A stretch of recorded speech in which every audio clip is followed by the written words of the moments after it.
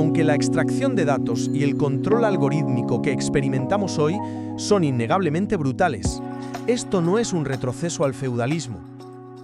Imagina a un fabricante independiente que crea un producto exitoso, digamos una taza térmica. La vende en Amazon. Amazon lo observa todo. El algoritmo detecta el éxito, copia el producto, lo fabrica más barato en China bajo su marca y luego altera las búsquedas para invisibilizar al original. Esto no es libre mercado. Es extracción feudal con máscara digital. ¿Pero has considerado la infraestructura detrás de eso? Amazon controla la infraestructura a través de Amazon Web Services, sí, pero lo hace mediante una inversión masiva en I+D, inteligencia artificial y servidores. Los señores feudales no invertían en innovación tecnológica. A ver, imaginemos a nuestros abuelos. Iban a una tienda, compraban un disco de vinilo y ese objeto físico pasaba a ser suyo, en toda regla y para siempre. Claro, lo podían escuchar 1000 veces, rayarlo, prestarlo, heredarlo. Exacto. Era una posesión real, tangible. Pero hoy, si dejamos de pagar la suscripción mensual de nuestra plataforma de música, pues perdemos el acceso a 100 millones de canciones en menos de 24 horas. La música literalmente desaparece. Es un cambio de paradigma brutal. Hemos dejado de comprar cosas para empezar a alquilar, por así decirlo, nuestro permiso de existir digitalmente. ¿Sigue vivo el capitalismo que conocíamos o ha mutado en silencio hacia algo completamente distinto? Sabíamos que, que nos vigilaban a través de los celulares, etcétera, para vendernos cosas. Lo que he descubierto es que es realmente toda la economía industrial la que está mutando. Bien, escuchen bien. Es el caso de Ford. Ya no quieren ser los mejores fabricantes de autos. Quieren ser Facebook. Quieren que tu ritmo cardíaco, tus reacciones al conducir, las rutas que tomas, sean la verdadera mercancía, para que de ese modo, por ejemplo, Wall Street, los premie con capitalizaciones como gigantes tecnológicos. Lleno de sensores los autos entonces. ¿Por qué estamos dejando de ser conductores para convertirnos en materia prima en movimiento? Estamos hablando de la maquinaria, la colonización y control. Aquí la relación se vuelve muy visceral. Toca nuestra propia carne. El tecnofeudalismo ha entendido que tu malestar, el mío, el nuestro, que el estrés que padecemos son rentables. No les importa. Para ellos son rentables. Porque activan respuestas biométricas que los modelos predictivos pueden monetizar. Vimos algunos ejemplos. No buscan tus ideas, buscan tus datos residuales.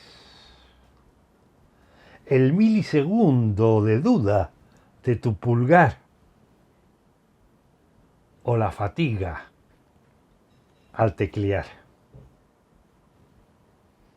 No nos están conociendo para servirnos, nos están cartografiando. ¿Para qué? Para intervenirnos, convirtiendo nuestro sistema nervioso en el yacimiento de litio de una nueva era extractiva para modificar comportamientos. No, claro que no. Están extrayendo lo que Zuboff llama excedente conductual. Harvard professor Shoshana Zuboff is sometimes called the Karl Marx of our time. Her monumental book, The Age of Surveillance Capitalism, exposed the dubious mechanisms of our digital economy. O sea, las grandes plataformas recopilan cada clic, cada pausa que uno hace en una pantalla, hasta los patrones de sueño. Todo para vender productos. Bueno, sí, pero no solo en el presente. Principalmente lo hacen para entrenar algoritmos que puedan predecir y, en última instancia, modificar el comportamiento futuro. Why surveillance? Because it must be operations that are engineered as undetectable, indecipherable, cloaked in rhetoric that aims to misdirect, obfuscate, and just downright bamboozle all of us, all the time. Wow. Entonces, si la conducta es la materia prima, ¿quiénes son los dueños de estas nuevas fábricas digitales? Pues ahí entra el economista Yanis Varoufakis con su concepto de tecnofeudalismo. Él sostiene que los mercados libres tradicionales fueron devorados por completo. ¿Devorados por quién exactamente? Por los nubelistas, así los llama él, a las corporaciones dueñas de la infraestructura de la nube. Ellos ya no compiten en un mercado, sino que son dueños del mercado mismo, imponen una renta de la nube a las empresas tradicionales. O sea, empresas que ahora operan como capitalistas vasallos. Y supongo que el resto de la población somos los siervos digitales. Exactamente. Es un sistema feudal moderno. Es la ilusión del emprendedor. La plantación digital. El sistema te dice que eres tu propio jefe, porque subes contenido o vendes por una aplicación. Pero miremos la relación de poder real aquí. El restaurante o el creativo hoy son solo capitalistas vasallos que trabajan para pagar un diezmo. Así le llamaban antes, ¿no? El pago del diezmo. Por eso utilizo ese paralelo, un diezmo. Un diezmo digital del 20, del 30%, a un algoritmo que ni siquiera conocen o conocemos. No somos socios del progreso tecnológico. Somos los operarios de una plantación digital donde nosotros ponemos el riesgo, el esfuerzo, el personal, mientras el señor en la nube recoge la renta sin mover ni un solo dedo.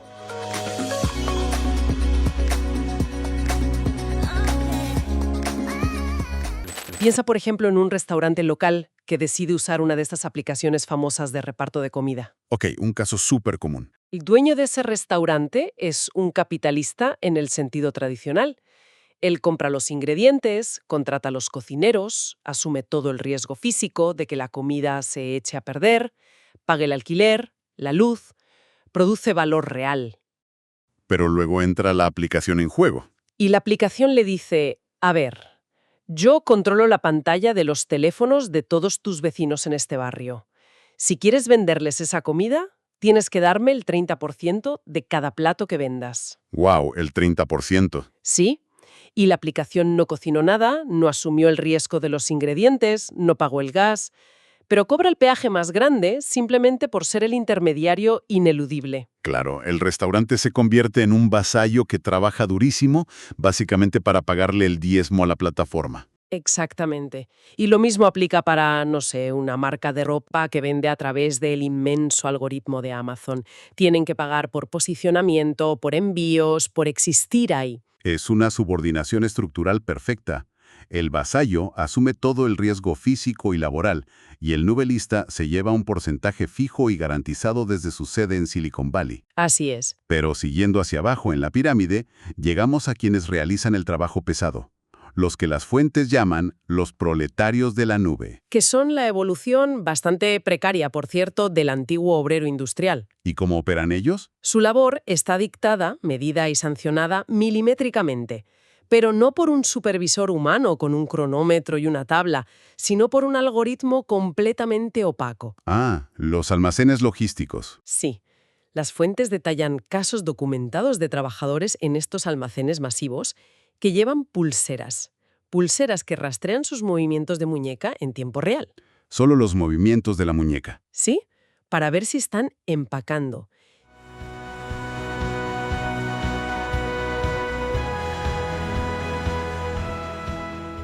Las críticas más fuertes que surgen con el tiempo es el de las condiciones laborales lamentables que algunos trabajadores de los almacenes de Amazon comienzan a reportar. Los empleados enfrentan jornadas laborales largas con metas difíciles de alcanzar, sin tiempo para cosas básicas como ir al baño, y siempre son supervisados por tecnología que monitorea cada movimiento y minuto. Esto causa muchas lesiones físicas y mentales, y la alta rotación de personal muestra el nivel de estrés que sufren los trabajadores. Si pausan unos pocos segundos para rascarse o tomar aire, el sistema registra tiempo libre de tareas y automáticamente genera una advertencia. O un despido. Todo sin intervención humana. Todo automatizado. O piensa en los conductores de las aplicaciones de transporte. Su jefe es literalmente una línea de código. Un algoritmo que decide sus tarifas en tiempo real según la demanda, la lluvia y su comportamiento pasado. Es brutal. Pero lo más perturbador de esta estructura no es ni siquiera eso, es la base de la pirámide. La más grande. La inmensa y silenciosa base que sostiene todo este andamiaje tecnológico. Las fuentes los denominan los siervos de la nube.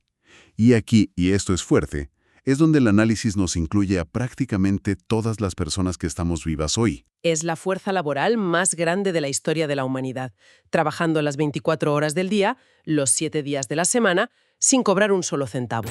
Abundan en las calles, más aún de noche, se mueven sobre bicicletas o motos y reparten la comida que muchos piden a través de aplicaciones de teléfono. Se trata de los repartidores de delivery, en su mayoría extranjeros que buscan en nuestro país una nueva oportunidad y este trabajo les permite de alguna manera comenzar. El problema es la precariedad con la que trabajan, sin contratos ni seguro. El trabajo es forzoso, lo pueden ver fácil, pero no es fácil. Allá no nos brindan ningún tipo de seguro.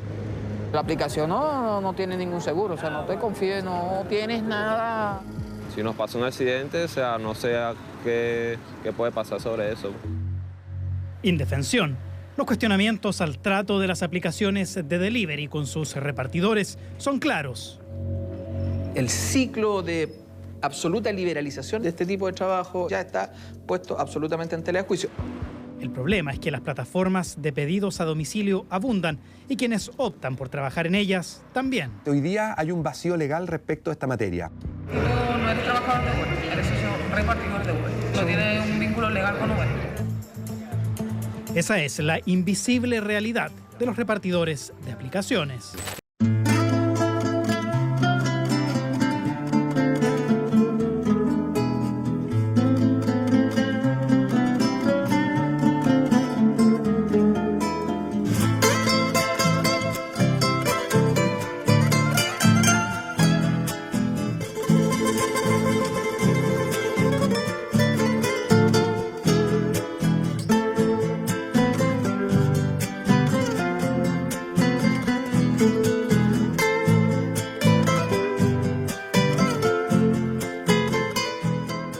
Cada vez que alguien hace scroll en una pantalla antes de dormir, cada vez que subes una foto, que das un me gusta, un comentario, o simplemente cuando caminas por la calle con el teléfono en el bolsillo generando datos de geolocalización. Todo cuenta. Estás realizando trabajo para la nube.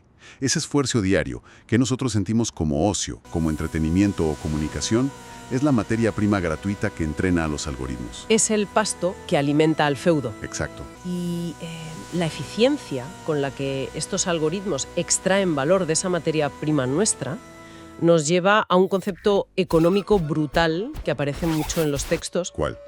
La regla del 80-1. ¿81? Sí. Bajo esta estructura tecnofeudal, el 1% de la población termina capturando el 80% de la riqueza generada. Espera, a ver, pero ¿por qué una desproporción tan salvaje? O sea, siempre ha habido desigualdad, pero ¿por qué no un 60-40? ¿Qué mecanismo matemático hace que sea un 80-1? Tiene que ver con la naturaleza misma del mundo digital que mencionábamos antes. En el mundo físico, volviendo al ejemplo, si tienes una tienda de zapatos y quieres vender el doble, tienes que construir otra tienda. Comprar más zapatos, contratar más personal, pagar más impuestos. Exacto. Hay fricción constante. Pero en la nube, el costo marginal de agregar un usuario más es esencialmente cero. Y aquí es donde entra la magia oscura del efecto red. El famoso efecto red. Un algoritmo de búsqueda o de recomendación de videos se vuelve más inteligente con cada dato extra que procesa. Entonces, mientras más usuarios tiene, mejores son sus recomendaciones. Y mientras mejores son, pues más usuarios nuevos atrae. Es un bucle. Un bucle de retroalimentación infinita. Y esto crea monopolios naturales de una escala que nunca habíamos visto en la historia. En este mercado, el ganador no se lleva una buena parte del pastel. El ganador se lleva absolutamente todo el pastel y la pastelería entera. ¿Y sabes qué? Ese nivel de acaparamiento arroja mucha luz sobre un impacto psicológico tremendo que vivimos hoy. Hay una especie de fatiga moderna constante. Uy, sí, el agotamiento. Esa sensación de que no tenemos energía, una falta de soberanía sobre nuestro propio tiempo. Y lo peor es que a menudo la sociedad nos lo vende como un fracaso personal, ¿no? Totalmente.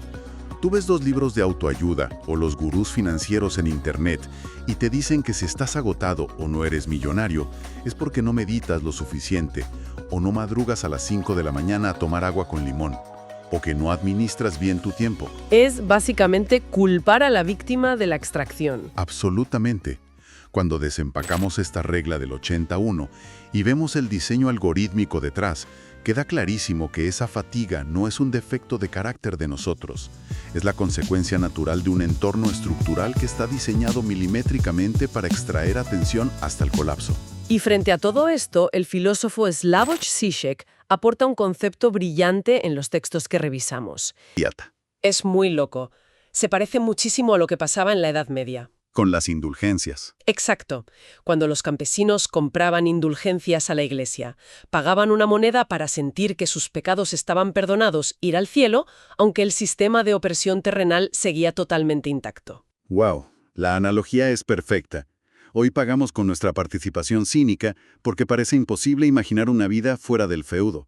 O sea, si no estás en la red, no existes. Pero, a ver, hay un peligro analítico enorme cuando hablamos de todo esto usando metáforas tan abstractas como la nube o el ciberespacio. ¿Por qué lo dices? Porque corremos el riesgo de creer que este feudo es inmaterial, de pensar que es un mundo de pura información flotando mágicamente sobre nuestras cabezas sin tocar el suelo. Y no es así. Claro. Para que todos estos millones de siervos de la nube, o sea, nosotros, generemos valor, para que el algoritmo pueda determinar la ruta del vasallo que te entrega la pizza, se necesita procesar una avalancha titánica de clics por segundo. Clics reales. Y ese procesamiento no ocurre en un éter mágico, ocurre en gigantescas fábricas de datos físicas. Y esas fábricas están consumiendo literalmente los recursos de territorios enteros. Sí, esto choca con la realidad material muy duro. Y las fuentes nos llevan directamente a América Latina para ilustrar este choque. Lo que acabamos de escuchar no es solo un cambio de reglas económicas, por ejemplo, no. Es una mutación del mundo tal cual lo conocíamos. Durante siglos, por ejemplo, la propiedad fue el refugio de nuestra libertad. Pero hoy ese refugio se ha vuelto líquido. No estamos ante una simple evolución del mercado, sino ante su desaparición bajo feudos digitales donde ya no compramos, sino ante su regla de arrendarnos, de alquilarnos el permiso para existir. Hola, ¿qué tal? Amazon apuesta en fuerte por Chile. La compañía anunció una inversión de más de $4.000 millones en los próximos 15 años para construir y operar una nueva región de Amazon Web Service, AWS, en nuestro país. ¿Qué significa esto en la práctica? Bueno, que los datos de las empresas, las startups, instituciones de gobierno y organizaciones chilenas van a poder procesarse y almacenarse localmente sin necesidad de salir del país. Es infraestructura de clase mundial que se instala en nuestro país con todo lo que eso implica en términos de empleos, en términos de desarrollo tecnológico y también de un concepto que se usa bastante que tiene que ver con soberanía digital. ¿Qué posees? ¿Quién tiene hoy el interruptor de tu propia autonomía?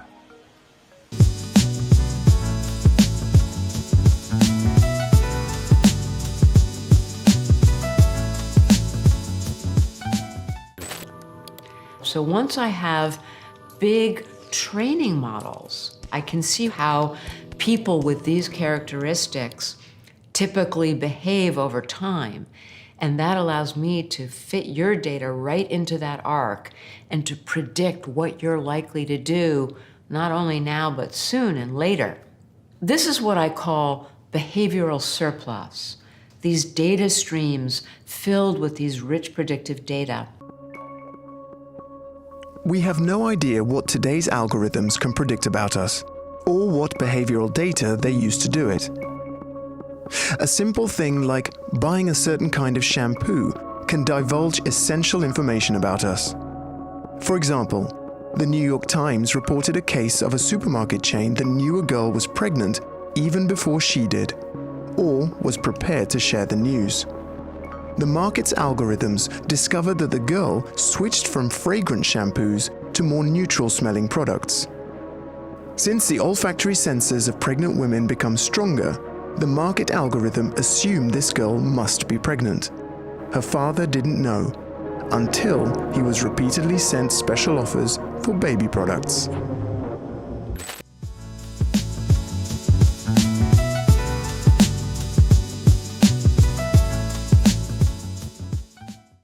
Thanks to the analysis of trillions of terabytes of behavioral data that we unwittingly leave around the digital domain, big tech sometimes knows us better than we know ourselves. They can predict things like our personality, our emotions, our sexual orientation, our political orientation, a whole range of things that we never ever intended to disclose.